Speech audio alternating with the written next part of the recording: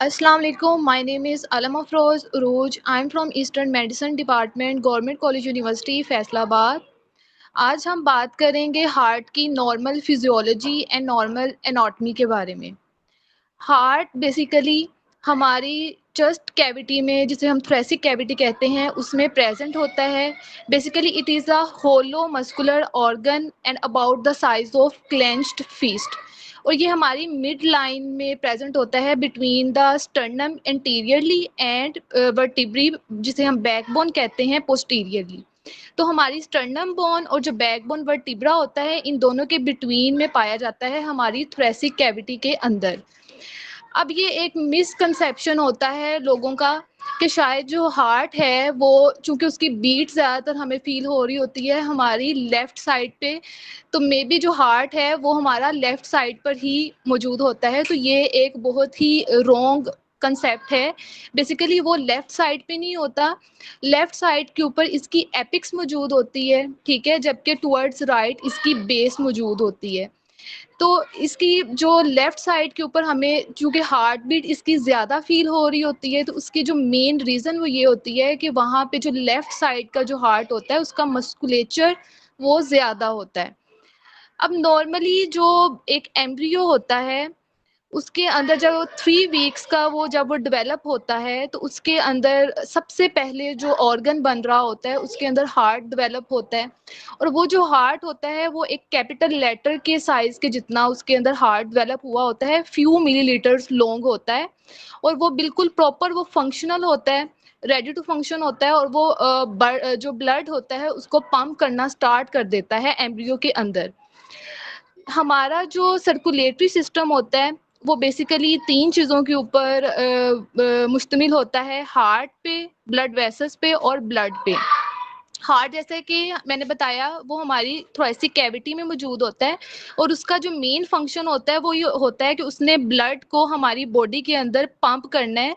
तो इसका ये बहुत ज़्यादा मेन फंक्शन पाया जाता है कि ये पंप कर रहा होता है। बेसिकली ये प्रेशर को एक्सर्ट करता है हमारे ब्लड के ऊपर, जो कि एज अ प्रेशर ग्रेडियंट ही हमारा जो ब्लड है पूरी बॉडी में फ्लो कर रहा होता है। अब इसी ब्लड को पूरी बॉडी के अंदर सर्कुलेट करने के लिए अल्लाह ताला ने हमारी बॉडी के अंदर ब्लड वेसल्स का एक सिस्टम रखा हुआ है, जिसके अंदर आर्टरीज आ जाती हैं और वेन्स आ जाती हैं। आर्टरीज का बेसिकली काम होता है हमारे हार्ट से ब्लड को लेके जाना हमारी बॉडी की तरफ, और वेन्स का काम होता है हमारी बॉडी से वापस ब्लड को हमारे हार्ट की तरफ लेकर आना। जबकि जो ब्लड होता है, ये एक तरह का ट्रांसपोर्ट मीडियम होता है, जिसके अंदर काफ़ी मटेरियल्स मौजूद होते हैं, जो कि जिनको ट्रांसपोर्ट करना होता है एक लॉन्ग डिस्टेंस तक बॉडी के अंदर, जिसके अंदर आपकी oxygen, carbon dioxide, nutrients, waste और इलेक्ट्रोलाइट्स, हार्मोन्स वगैरह, ये तमाम चीज़ें डिज़ोल्व फॉर्म में, यहाँ पे सस्पेंडेड फॉर्म में मौजूद होती हैं। हमारा जो हार्ट है, ये basically as a dual pump काम कर रहा होता है, मतलब जो हार्ट की जो लेफ्ट साइड है और जो हार्ट की जो राइट साइड होती है, ये दोनों ही एज़ अ सेपरेट पंप्स के तौर पे काम कर रहे होते हैं। 4 इसके चैम्बर्स होते हैं, अपर 2 चैम्बर्स एंड लोअर 2 चैम्बर्स। जो अपर 2 चैम्बर्स होते हैं वो एट्रिया कहलाते हैं, सिंगल एट्रियम, जबकि जो हमारे जो होते हैं लोअर 2 चैम्बर्स, उनको हम वेंट्रिकल्स कह रहे होते हैं। हमारा जो हार्ट की जो है राइट साइड होती है, वो किस तरह से सेपरेटली पंप कर रही है, और जो लेफ्ट साइड है हार्ट की, वो किस तरह से सेपरेटली पंप कर रही है, इसको हमने थोड़ा-सा समझने की कोशिश करनी है। हमारे जो हार्ट की जो राइट साइड है, उसमें आ जाता है हमारे हार्ट का राइट एट्रिया और राइट वेंट्रिकल। अब क्या होता है कि जो हमारी अपर बॉडी से जो ब्लड वापस आता है हार्ट में, वो आता है through superior vena cava, and lower body से जो वापसी में ब्लड आता है डीऑक्सीजनेटेड टुवर्ड्स हार्ट, वो आता है थ्रू इंफीरियर वेना कैवा। अब inferior vena cava and superior vena cava के थ्रू जो डीऑक्सीजनेटेड ब्लड होगा, वो रिसीव करेगा हमारी हार्ट का जो राइट एट्रियम है वो। अब राइट एट्रियम में जब डीऑक्सीजनेटेड ब्लड आ जाता है, वो वहाँ से आता है हमारे राइट वेंट्रिकल्स के अंदर। अब राइट वेंट्रिकल से ये जो ब्लड होगा, ये हमारे लंग्स में जाता है थ्रू पल्मोनरी आर्टरीज, और ये कहलाती है बेसिकली पल्मोनरी सर्कुलेशन। पल्मोनरी जो सर्कुलेशन है ये प्रेजेंट होती है between the right side of the heart and between lung. तो इन दोनों के दरमियान की जो सर्कुलेशन कहलाएगी वो होती है पल्मोनरी सर्कुलेशन। अब जब ये ब्लड जब राइट वेंट्रिकल से हमारी पल्मोनरी आर्टरीज के थ्रू लंग्स के अंदर जाता है, तो जैसे कि मैंने बताया यहाँ पे जो ये जो ब्लड जा रहा है वो डीऑक्सीजनेटेड है। तो क्या होगा लंग्स के अंदर गैसियस एक्सचेंज होगा एयर सैक्स के अंदर से, ठीक है। तो वापसी में क्या होगा कि जो ब्लड की जो ऑक्सीजन है वो वापस में उसमें लोडेड हो जाएगी और उसमें से कार्बन डाइऑक्साइड जो है वो वापस इन्वायरमेंट में छोड़ दी जाएगी। अब ये जो हाईली ऑक्सीजनेटेड ब्लड होता है ये पल्मोनरी वेन्स के थ्रू हमारी जो left side of the heart है उसमें आता है, और इसको जो रिसीव कर रहा होता है चैम्बर वो होता है right atrium. Right atrium pulmonary veins के थ्रू जब ऑक्सीजनेटेड ब्लड को रिसीव करता है, अब यहाँ से जो ऑक्सीजनेटेड ब्लड होता है वो जाता है हमारे लेफ्ट वेंट्रिकल्स के अंदर। अब लेफ्ट वेंट्रिकल से आगे जो ब्लड जाएगा वो जाएगा सिस्टेमिक सर्कुलेशन में, मतलब हमारी पूरी बॉडी में पंप होगा वो ब्लड, और ये होगा थ्रू ओर्टा के थ्रू।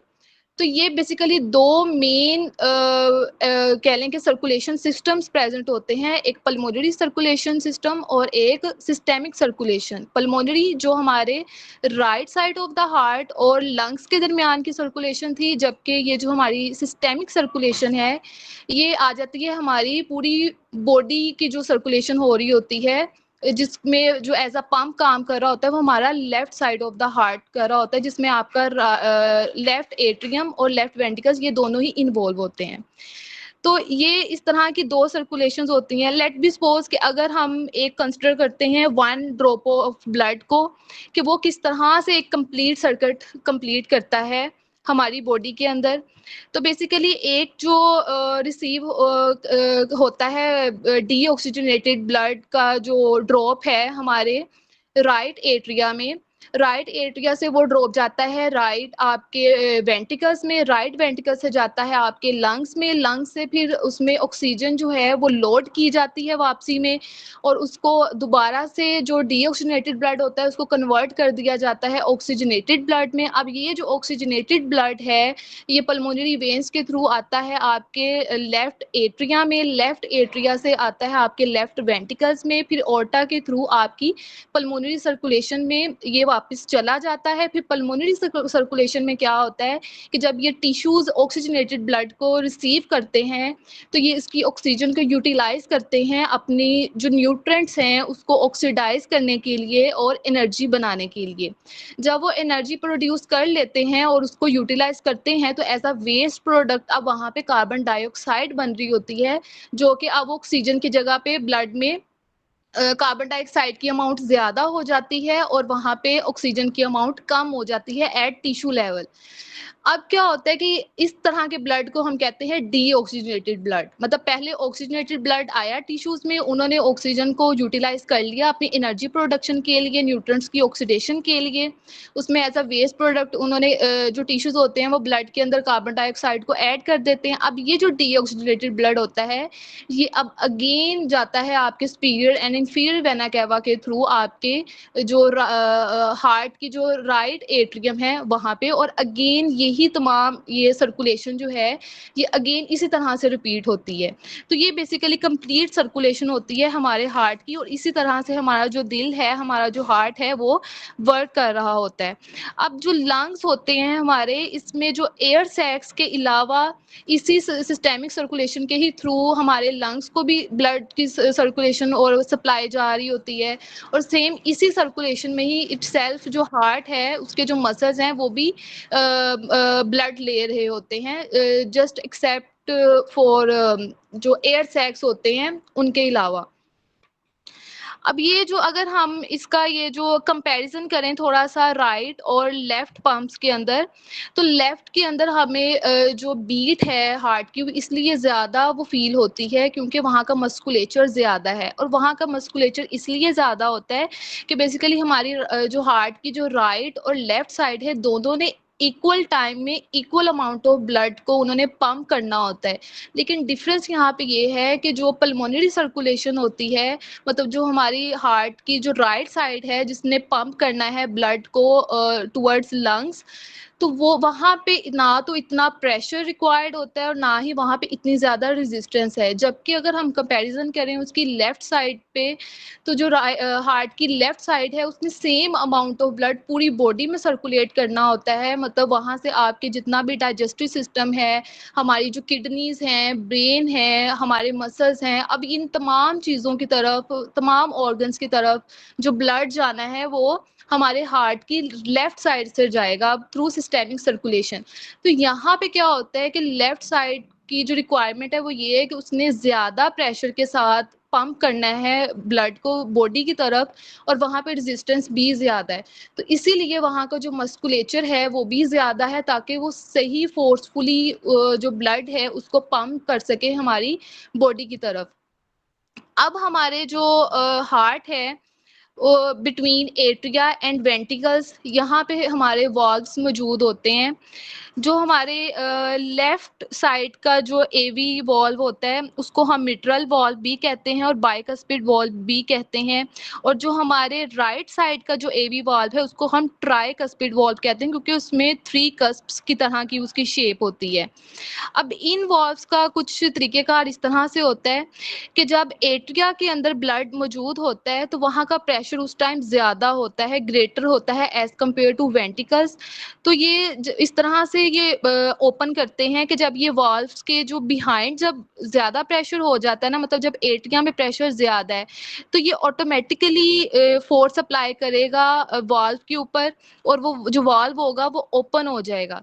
जब ओपन हो जाएगा तो एट्रिया का जितना भी ब्लड है वो वेंट्रिकल्स में आएगा। जब वेंट्रिकल्स में अब प्रेशर जब इंक्रीज़ होना शुरू हो जाएगा, तो उसकी वजह से क्या होगा कि ये जो वाल्व होंगे ये उसको क्लोज़ कर देंगे।